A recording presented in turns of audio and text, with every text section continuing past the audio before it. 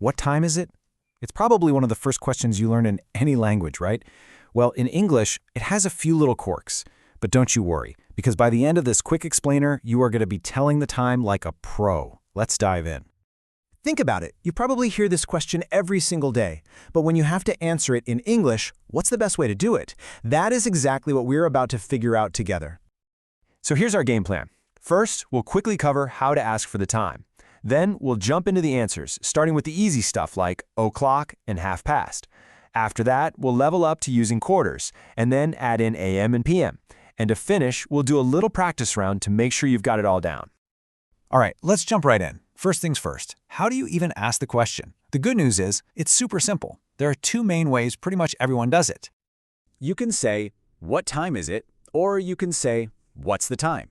Honestly, both are absolutely perfect. They're super common, and they mean the exact same thing. Go ahead, say them out loud right now.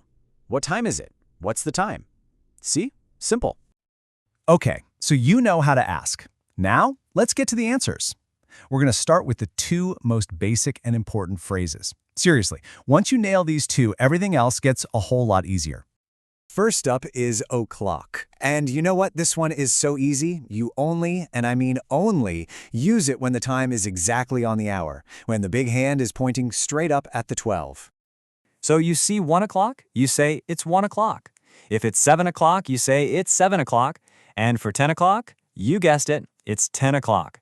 The pattern is just it's the number o'clock. Couldn't be simpler, right? Next up, half past.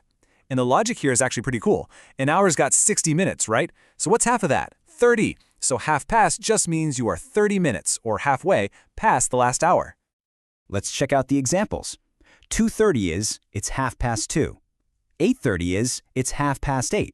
And 12:30 is, it's 12:30. The structure is always half past the hour. You're getting the hang of this for sure. Okay, so we've covered the very top of the hour and the very bottom. Now let's get a little more precise and talk about the sides, the quarters. This is how we handle the 15 and 45-minute marks. And just like we had half past, it makes sense that we'd have quarter past, right? A quarter of an hour is 15 minutes. So when the clock shows 15 minutes, we just say it's a quarter past the hour. So if you see 3:15, you'd say it's quarter past 3. And for 11:15, it's quarter past 11. It's that same clean and simple pattern. Okay, now this is where English gets a little bit tricky, but it's a fun twist once you get it. When we get to the 45-minute mark, we stop thinking about how many minutes have passed. Instead, we start thinking about how many minutes are left until the next hour. And that's where we use quarter to. So take a look at 4:45. We're only 15 minutes away from 5 o'clock. So we say it's quarter to 5. Same thing for 9:45. It's 15 minutes before 10 o'clock, so it's quarter to 10.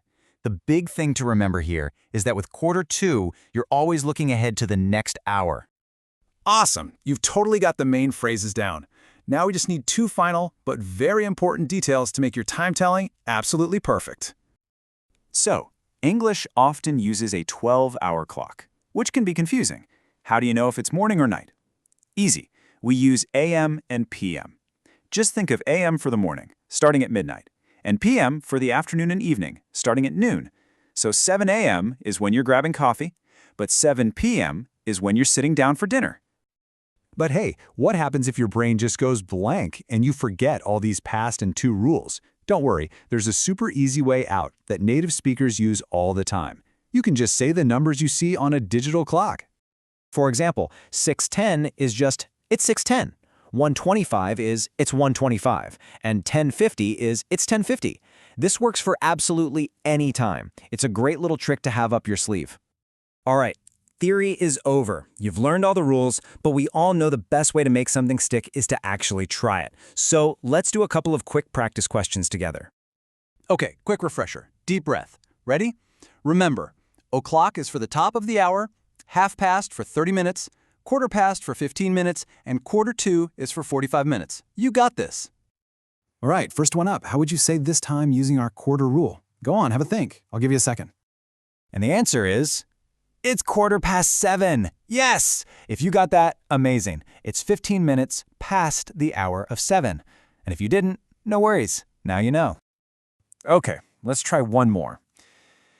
This one's a little trickier, so think carefully. How would you say 12:45? Remember what we said about looking ahead to the next hour. Did you get it? The answer is, it's 1:45. This is that tricky one we talked about, because after 12:45, the very next hour is 1 o'clock. So we're 15 minutes or 1:45. Fantastic work. And just like that, you've got all the tools you need to tell the time in English. So for one last piece of homework, just for you, think about this. What time do you wake up?